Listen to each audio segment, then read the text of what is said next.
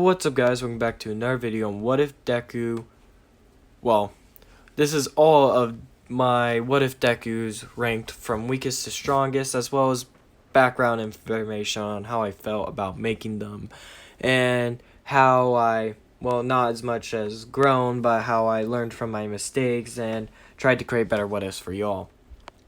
So, coming in at number 9, and this was my very first what if.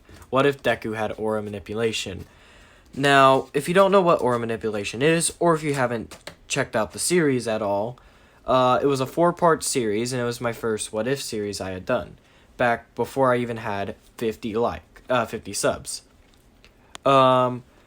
This what if series, I want to say, basically kicked off my channel. It got me into doing what ifs, as well as it's not my best. It's actually probably my worst. Actually, that might be debatable, depending on the comments. But I feel like when I was creating this series, I was super excited at the start, and then when I realized eventually that I made Deku broken, even after setting him with additional limits that he did not have, or that the ability did not have in the base series, it just didn't go on well, and there's not much I can say about this one. I had fun making it, but it was actually probably not my least favorite one to do, but not my most favorite either.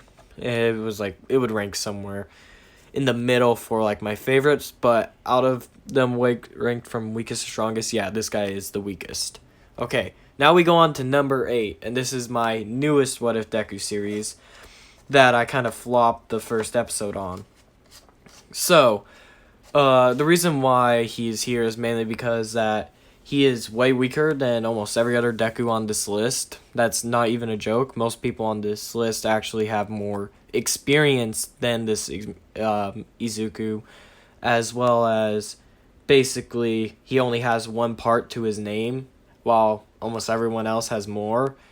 And yes, where I do think he could beat aura manipulation in the fight, that doesn't change the fact that it was an issue. And some people did say that, well, one person said that I should probably delete the part 1 that I had uploaded and redo it.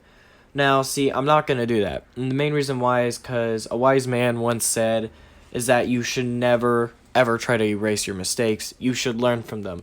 And I learned that even if I have a sore throat or something else, I shouldn't be pushing out content just to push it out. I should actually try to do it more reliably, and it was my bad that one came out kind of rushed and horrible. I skipped over multiple plot points I had written down, which I'll definitely rectify in the second part. You can bet your cash on it, because I'll make the second part probably around 45 minutes long, and I'll go into it. So I do want to say sorry about that. And that's also like an issue, because like this Midoriya, thanks to his lack of character development, lack of everything, and just how there in the first part I did not feel good, I think that caused me to very much rank it at a start to be lower. I know I'll probably like it more the more I get into it. The same thing happened with DanMachi, but yeah, for now he's ranked at number 8. At number 7, this is what if Deku had Asta's powers.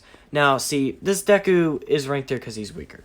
So how the rankings work, if the rank below it, they can defeat anything below them, but they can't defeat anything above them, except for some of the later ones, which I will explain later on when we get to them. Now, see, this Deku does have the anti-quirk swords, which is kind of a buff to his overall powers, but literally, I loved working on the series. I thought I was having a pretty good time, but eventually, as the series kept on going on past part 7, I realized that even though there were some people that very much so liked it, there were other series that were doing way better than it. So I didn't want to just, stop this series entirely, but basically at that point I came up with the decision that I should probably end it soon. Mainly because I could do other what ifs and hopefully have everyone else have a better what if that they would like to enjoy. So even though I personally did like to do it, I would probably redo it in the future to make it better. It'll still be ranked here at number 7 because he does have his anti-quirk powers, which Just so you know, as a standard, everything is set to the same ability, so quirks are equivalent to magic, which is equivalent to borrowed power or whatever else. So everything's equipped to the same level. And we'll go on to the next one now. So ranked at number 6, it's the Avatar Deku. Now, I believe that the Avatar Deku was actually really fun to work on, especially when I introduced the whole entire Avatar world itself, and is actually my most recent What If that I have finished. Creating it was actually a pretty fun one for me. I believe that when I was creating it itself, that I could take more creative liberties with it, and that most of this and some of my other series were mainly related to science, because I'm a geek, I'm a nerd, I love science. So I love doing Avatar because it's all about bending the elements, and bending the elements is pretty fun when you can manipulate science around to bend the elements.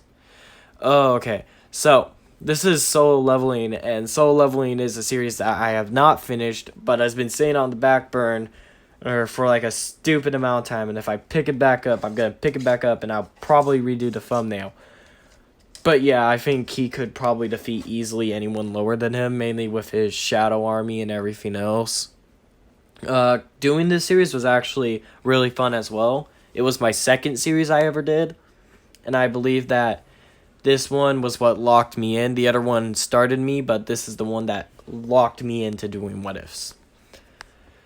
And after this one, we have DanMachi. Now, DanMachi Deku is it's actually my third most recent series currently, and I believe that this one was definitely a better experience. It's probably one of my, if not my best, What If I have currently done.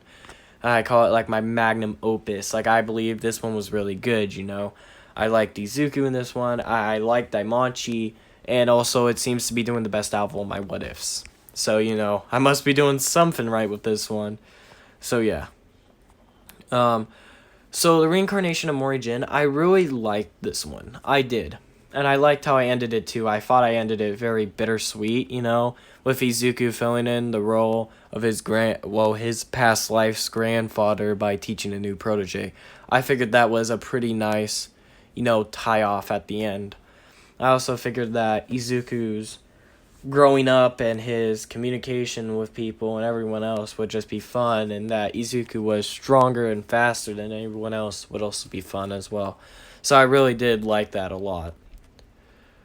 Okay, now this is my like most contested, if it's like good or bad, behind Shield Hero, which was widely retorted as being bad, and this one was mainly contested mainly because it appeared to be a copy off the show. But if you guys had seen the most recent part, which was part 3, you guys would realize that there was a reasoning why it was a copy off the show, and that the story was actually completely different. But the first 2 parts were kind of like a prologue. They were setting up the story, because I just wanted to set up the story a little bit.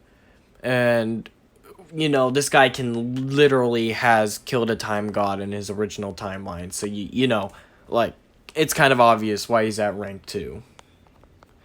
So, you guys might be very confused about rank 1. And some of you guys might have seen rank 1 and understood it. Because rank 1 is actually one of my shortest What Ifs. Literally only having 3 parts. It was my mini What If series I was doing while Avatar was set on the back burner. Now, this What If series was weird. To say the least, it was weird. Okay? This What If series definitely mainly fringed on Deku's quirk, which was absolute creation and absolute destruction. He can create whatever he wants and destroys whatever he wants. So, literally, if Izuku decided to just destroy you from all timelines, you're gone. Simple enough. He literally could defeat every single other Izuku, delete them from the timeline, made them non-existent. Just like how he can create any single Izuku he wanted.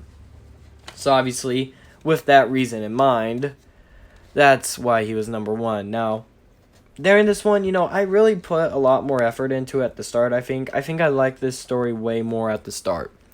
But as the story started to progress, I slowly started to lose interest, which sounds bad, and it is bad, because when you still have to do it and you're slowly starting to lose interest, you can see how just the pure content level does drop and the quality level drops. And that's every single one of my what if Dekus, from aura manipulation to shield hero to aura manipulation, shield hero, Asta, avatar, DanMachi.